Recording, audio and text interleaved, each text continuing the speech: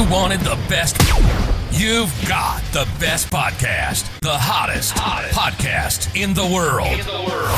The Chris Voss Show, the preeminent podcast with guests so smart you may experience serious brain bleed. The CEOs, authors, thought leaders, visionaries, and motivators. Get ready. Strap yourself in. Keep your hands, arms, and legs inside the vehicle at all times, because you're about to go on a monster education roller coaster with your brain. Now, here's your host, Chris Voss. Hi, folks. It's Voss here from the ChrisVossShow.com.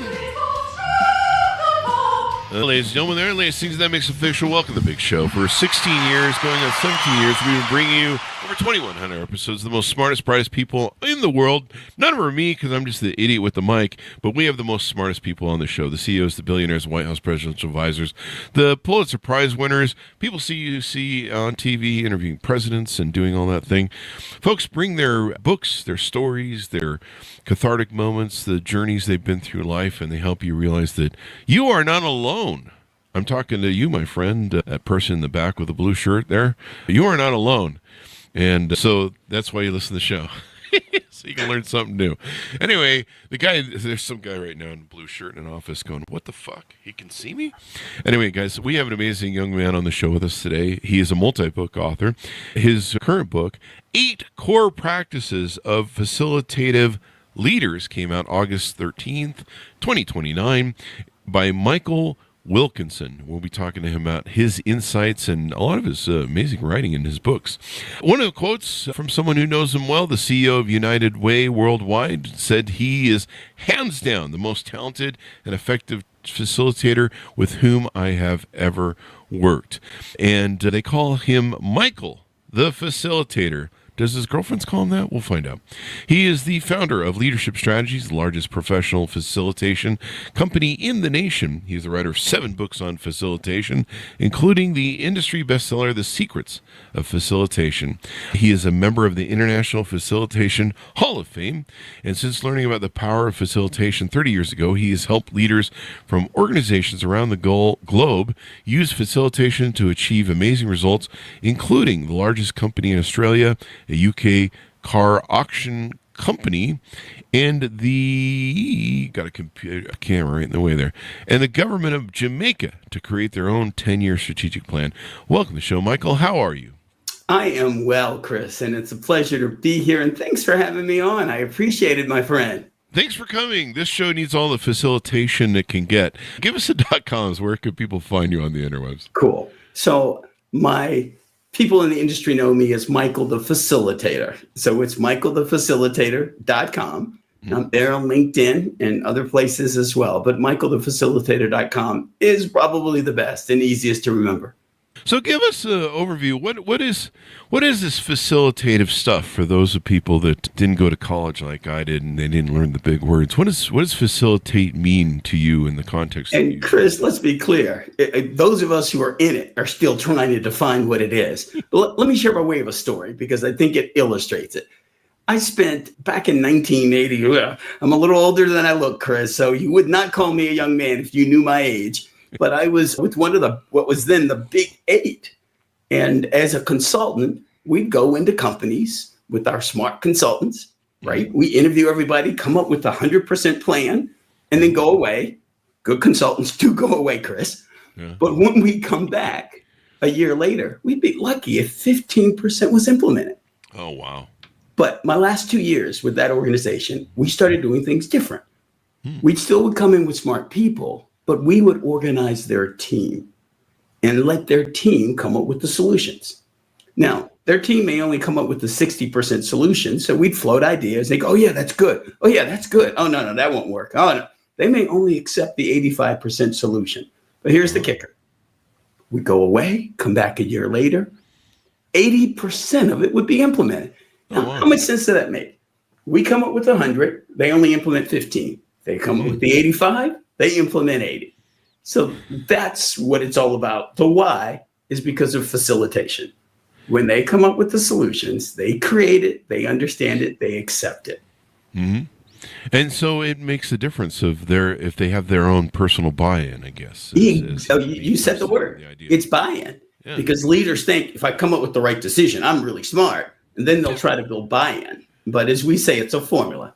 Effective decisions equals the right decision times commitment to the decision. So if they have 100% right decision, their people have zero commitment to it. Chris, tell me, you can do the multiplication. 100 times 0 is? 0. Yes, not very effective at all. So that's called facilitation. So we teach leaders, and I do keynotes and so on, helping leaders understand facilitation works if you work it. And it just makes sense to do. Get the people involved and impacted by the decision, get them engaged in the work. They'll own the decision and they will drive it to implementation. I mean, it's all about the buy-in. When you're a CEO and you're trying to sell, get people to buy into whatever your vision is, it can be tough. And so I think in any case, trying to get people to feel like it was their idea makes all the difference. Is that what you're saying? And it's not making them feel like their idea, because we call that checking the box. Mm-hmm. It's getting them engaged in creating the idea. Because here's what happens. You often get better ideas, right? The CEOs and the leadership team are way up here. The people on the ground, they know the real deal. So you can get better decisions and with much higher levels of buy-in. And what do you want? A great decision not implemented, or something that's really driven by the people on the ground? Yeah. And if they're totally buy in, they understand it. This is one of the reasons when employees used to ask me about why we did something or how something worked, we give them an explanation of not only how it worked, but why we built it that way. You said it's so right. It's about the why. In fact, that is the first of the 8 core practices. You must have read the book. You're thinking ahead, because that's exactly right. First core practice. Start with the why. Mm-hmm. Engage them in the how. Don't walk in and say, okay, you do this, you do this, you do this. How much buy-in are you going to get when you keep treating people like hands and feet? Oh, yeah. They're just going to look at you and just go, yeah, it's a nice idea, boy, but I don't want to do it, so I'm going to do something different. That's right. Or they're going to drag their feet, or the worst, they're going to be the oak tree. And if you ever driven a car into an oak tree, the oak tree don't move. That's right. I like that. I try to avoid oak trees. But yes, you and me too. So you got to wonder, how come most leaders don't use facilitation if it works? Mm-hmm. And unfortunately, it's because most of them don't know how. And so the news flash, and I appreciate being on this program, somebody's written a book called The 8 Core Practices of Facilitative Leaders, yours truly. Mm-hmm. And so I've been out evangelizing to the world. Hey, leaders, understand there's another approach to leadership, and it's called facilitative leadership. And you get people engaged, you get their buy-in, you get better decisions and much, much higher levels of buy-in and commitment. Makes all the difference in the world. Some of the questions I have for you, I want to take and run by you. In the book, you have a thing about 8 core practices of facilitative leaders and 8 core principles. Tell us where they came from before we get into the 8 core principles. There you go. One of the things, I'm in the business world, I had a chance to work on over 200 what would be called strategic plans, strategic initiatives. So work with a number of different leaders. There were a handful of them that were really facilitative in their approach. So basically, I went to MBA school on them, watching what they were doing. And through what they were doing came these 8 practices of what facilitative leaders do. And I tell you what, you're a facilitative leader. Your people love you because they know you care about them. They know you listen to them. Leaders have to lead, but when you connect with your people, it makes a big difference. You mean I have to care? Yeah. No, you don't have to care, Chris. You have to pretend you care. Oh, right? You've got to ask the questions and actually listen. It's like, this is where you show you care, Chris. Really. Acting. No, I'm just kidding. Don't do that, folks. That's not nice to act and pretend like you care to people. So can you give us a quick overview of the 8 principles that are in your book? You know what? Let me run through them quick. And in fact, let me give you a bit of a test, Chris. Okay. I'd love for you to pick the 1 or the 2 that we should talk about more in depth. Okay. So I'm going to run through the 8, let you pick the 2, because you know your audience way better than I would, what they would most benefit from. Mm-hmm. So quickly, they spell the words if you take the start of each one, it spells the word succeeds, just as a way to remember. So the S, start with the why, engage with the how. The U, understand and empower your people. Don't command and control. Mm-hmm. The first C, communicate in their language, not yours. Most leaders speak in their own language. 4, and the one for me, that's my personal one that I am still working on. Connect first, correct second. When someone makes a mistake, what do you want to do? Hey, here's it. Now, connect first, correct second. Huge difference. Mm-hmm. The first E, it's really about equipping your people for success. Monitor for results. The second E, I have to confess, is the most controversial. It's engage conflict, encourage disagreement. And people went, well, why should you encourage disagreement? Just really quickly, we know that there are only 3 reasons people disagree. And most leaders don't want disagreement because, oh my God, it's, it may take a long time for us to figure out. Nobody will agree. We knew the 3 reasons people disagreed and had the tools to address them. It would be easy. Because if you as a leader, Chris, you say to your team, look, everybody, we should do this. And everyone says, okay, we'll do this. Suppose you encourage disagreement and said, you know what? I think we want to do this. Can we talk about what are the strengths of doing this? Cool. What are the challenges of doing this? So what might be a better idea? Let's try this. Someone else says, that would be good. How about this instead? Oh yeah. How about you end up here instead of here because you as the leader encourage disagreement. Let's get to the D. This is something that's difficult for many leaders. Drive strategic thinking throughout the organization. See, the more people who are thinking forward, the better for the organization. You can have what we call a level 3 receptionist who's thinking forward. So drive strategic thinking is the D. And then the last S. Most leaders, they spend anywhere from 50 to 80% of their day in meetings. Mm-hmm. It might be one-on-one meetings. It might be group meetings, but that's where they get their work done. So those meetings should start, execute, and close masterfully. And so unfortunately, as you know, meetings in America literally suck. We could say, the S could stand for sucky meetings, but we're saying this is what you should do.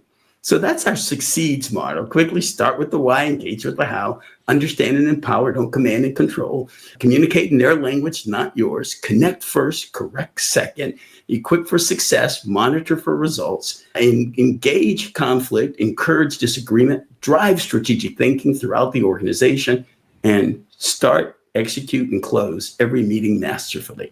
Back to you, Chris. What do you think? So let's pick the one that you think your audience would most want to hear more about. I think what I want to hear more about and understand is the speak in the language of the. I can't say it the way you. Yes, communicate in their language, not yours. I mean, that's English and they're and they're Mexican. I gotta. That's what makes you such a great host, right? You get into the material and then you twist it to bring the humor. So thank you. I wish I had that gift. I'm still learning that one. So think about it this way. It's the only gift I have. Go ahead. I'm gonna start simple and then really get into what it's really all about. Let's say, because you were a telemarketing person, mm-hmm. and you called someone up, and you heard on the phone, "Yeah, what you got?" Right away you're going to communicate with that person in a certain way, aren't you?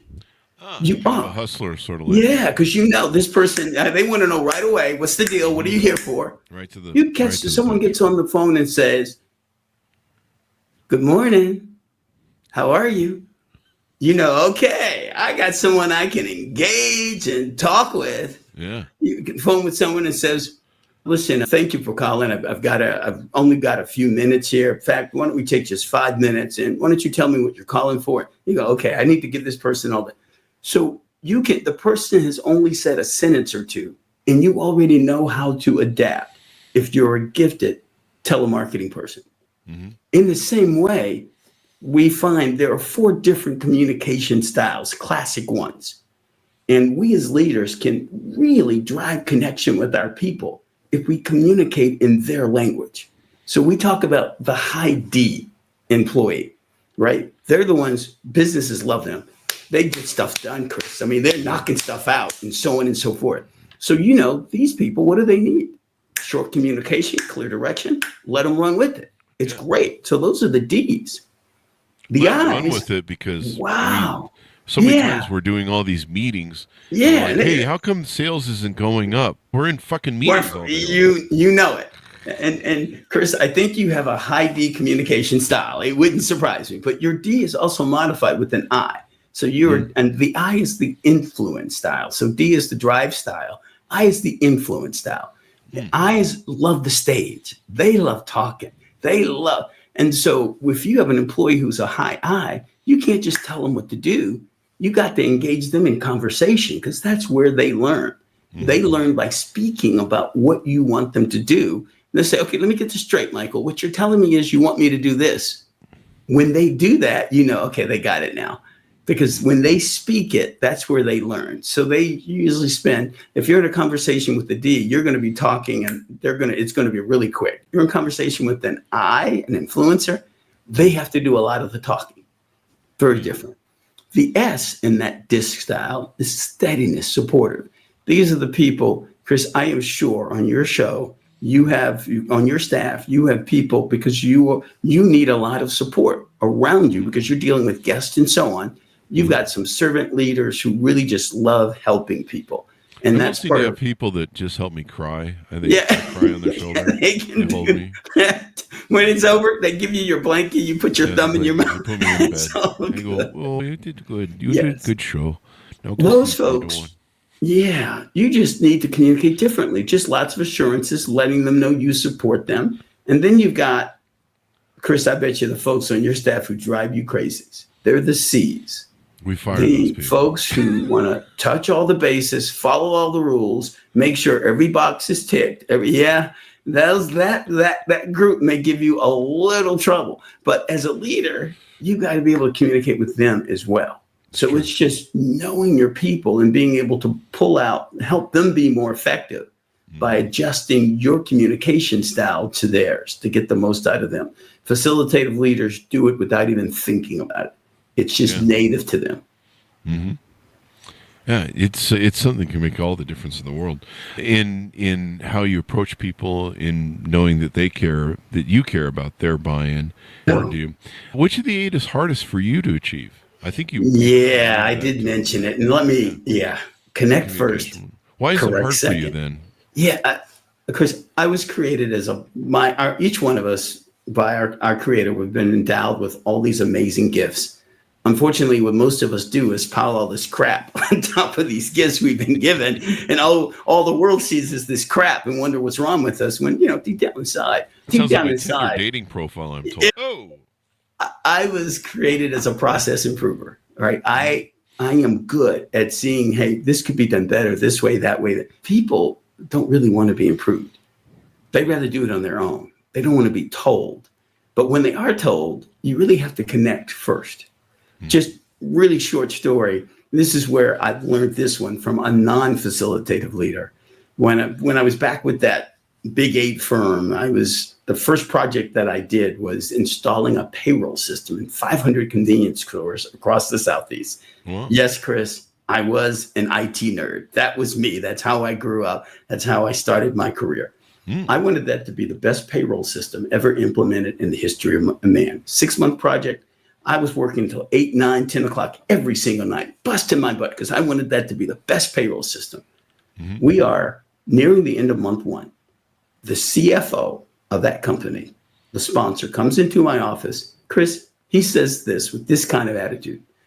And can I speak French in this? Yeah. Michael, you're doing a shit job. I was just talking to the controller. He's upset because he doesn't understand how this new payroll system is going to update the balance sheet accounts. Would you get on the stick? He walked out of the room. We call that seagull management. Seagull management? Fly in, make a lot of noise, dump on everybody, fly out. Chris, I've only been truly upset twice in my entire life. Actually, 4 times. I was livid. this ungrateful so-and-so. Here I am. And for those on the call who don't know systems, the update to the balance sheet accounts is called an interface. 6-month project. You design them in month 2. You implement in month 5. We were at the end of month 1. He was busting my chops, Chris, about something we hadn't even gotten to yet. I mean, here's the point. If he had come into my office and said, Michael, I know you've been putting a lot of time on this project. Really appreciate it.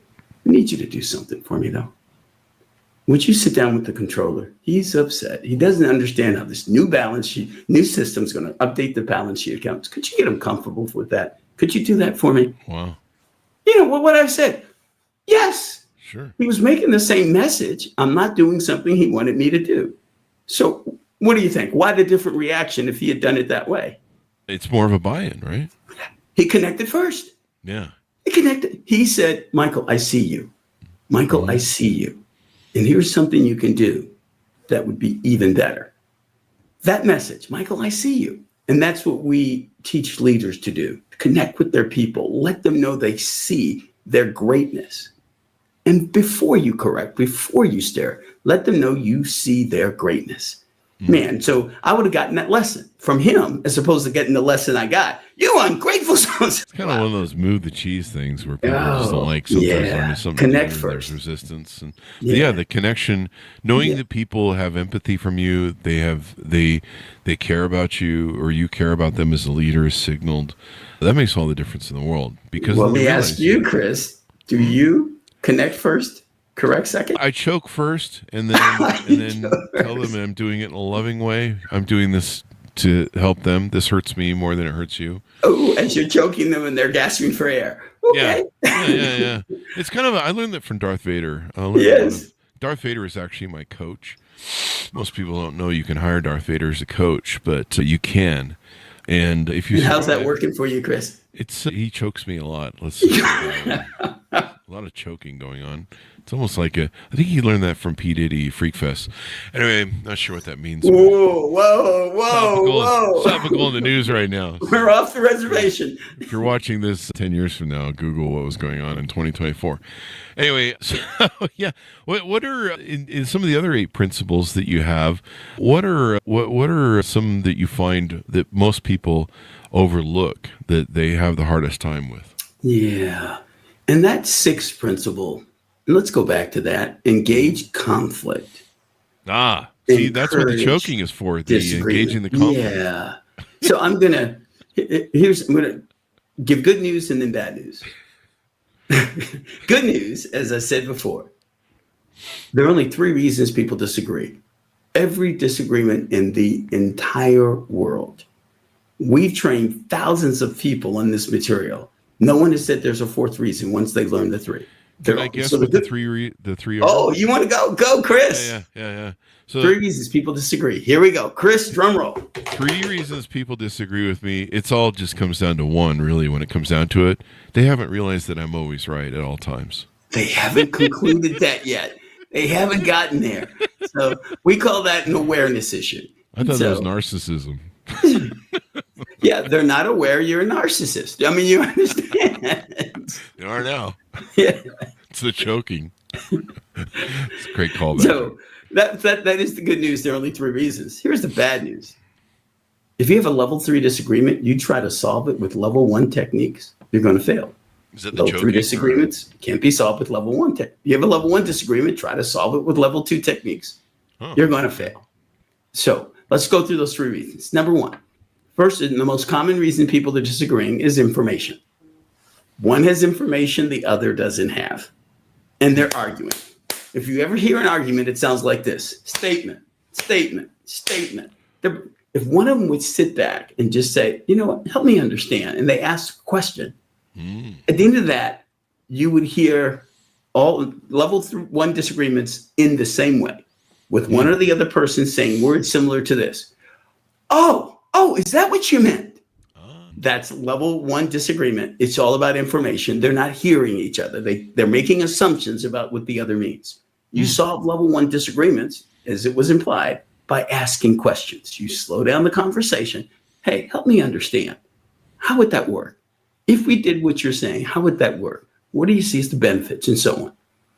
Level 2 disagreements are different. They understand each other perfectly. They just have different values or different experiences. Think of Republicans and Democrats. That's a level 2 disagreement. They just value things differently. And that's okay. You can still come to agreement. And the way you do that is, as we say, you identify the underlying values that say, because positions are, I want to do this, I want to do this. Those are just positions. What's really important are the values that support those positions. Because if you understand the values, you can create new solutions that combine those values. The positions are just representations of values. What's under the surface is the stuff that really matters. So facilitative leaders know to stop the conversation and go, hey, what do you see as the strengths of doing that? Because when you ask somebody the strengths of what they want to do, you're getting their values, which is really cool. And then you can create solutions. And then level 3 disagreement, it's our current political environment where it goes beyond Republicans and Democrats. It's about who said it. Oh, if they said it, I disagree. Oh, if that's the person who said it, I disagree. It has nothing to do with the issue. It's either personality, past history with one another, outside positions. It has nothing to do with the issue because I just don't like what you're saying. Chris, you stole my girlfriend when we were in grade school. Since you've done that, I'm going to disagree with every freaking thing you say. Oh, and yeah, doesn't matter what you say. You said it, disagree. Yeah. There's some people that are that way. I mean, and you're right, in politics, it's a big thing, big thing. You're like, hey, we shouldn't all jump off the bridge and kill ourselves. And people are like, oh, no, you're a political party. We're going to do the opposite. We're going to jump off a bridge and kill ourselves. And so you're like, okay, have fun voting against your own interests. You see that a lot in politics where people actually vote against their own personal interests. You see that a lot. And you wonder whether that's insanity, poor education, or it's really just ego and everything else tied to it. Probably it gets messy. Maybe. Either way, it's level 3 stuff. And you saw level 3 disagreements differently. You actually, inside of business, you take it to a higher source. So if you and I are disagreeing about something and I'm disagreeing with you because you stole my girlfriend, somebody else say, listen, let's the two of us, go to the department head. Chris, you say what you want to do. Michael, you say it's not a good idea. We'll let the department head decide. And I'm either going to say one or two things. Fine, I'm not going to agree with Chris. Or I'm going to say, I don't want the department head to realize how much of an idiot I am. All right, Chris, I'm not saying I'm agreeing with you, but could you explain it again? All of a sudden, you get the idea. His girlfriend's really hot. Oh, and so that's all about understanding how to engage conflict. And then the encourage disagreement part, as I heard before, when you as a leader have a suggestion, invite the question, what do you like about what I'm suggesting here? What concerns you about it? And then what would make it even better? Having that conversation allows you to get to even better solutions, encouraging disagreement. That I like it. And of course, getting people interested in buying in and all that good stuff. These are great ways to get stuff done, to get people to motivated, get people in principles. Tell us about some of the offerings you do on your website. Do you do keynotes, workshops? Oh, you're kind. I can see why guests like being on your show. You give them the opening, and so thank you. So let's go from smallest to biggest. So for folks who want to learn more about the 8 core practices, please on Amazon, 8 core practices of facilitative leaders. You will see that. You can just look up facilitative leaders. It really is. Do yourself a favor, get a copy of the book for your boss. And just ask your boss to just take a look at. And if there's one of the principles in particular, circle it on the index page. Hey, this one in particular, I'd love to chat with you about. If they need to connect first, correct second. But just as a thought. Second, for those who want to go a step further, sure enough, we do workshops. So I've gone in with groups to do an hour, 90-minute keynote. As well, each of the principles for organizations who really want to do think of it as a book study, where we can take any one of these practices and do a virtual session for a 2-hour virtual session on that particular practice. And then we also teach it as a full 3 days. Our company teaches a 3-day course on the 8 core practices of facilitative leaders. So as little or as much as you like. But please go to our website, sign up for our newsletter, michaelthefacilitator.com. You'll see all the interesting information. Thanks for that opening, Chris. Awesome stuff, man. It was all you, Michael. You brought the energy and the knowledge and the power, and of course these wonderful books you've written. As we go out, tell people how they can reach out to you. If there's an email on your website, or they sure can. I'm at michaelthefacilitator.com. Please go ahead and reach out. And my ask is, it really is about thinking. If you want to have engage your leadership team in this kind of discussion, think about this one thought. What are the leadership principles of your organization? What are the principles that every leader should be living by? And making sure that those principles are communicated, that this is the way we lead around here. And so if you don't have them, that's what the 8 core practices helps you build. You can have our team's consulting service come in and help your team come up with your leadership principles. It makes a difference when all the leaders understand this is the way we lead around here. It's a good thing. Because facilitation works if you work it. You work the facilitation. Yes. It's been wonderful to have you on, Michael, and very insightful and lots of inspiring messages. Thank you for coming on the show. We really appreciate it. Again, thanks for having me on. I appreciate the opportunity to share with your audience. Thanks, audience, for tuning in. Go to Goodreads or Amazon, wherever fine books are sold. You can order up his fine book and, tell everybody about it, share it, and all that good stuff.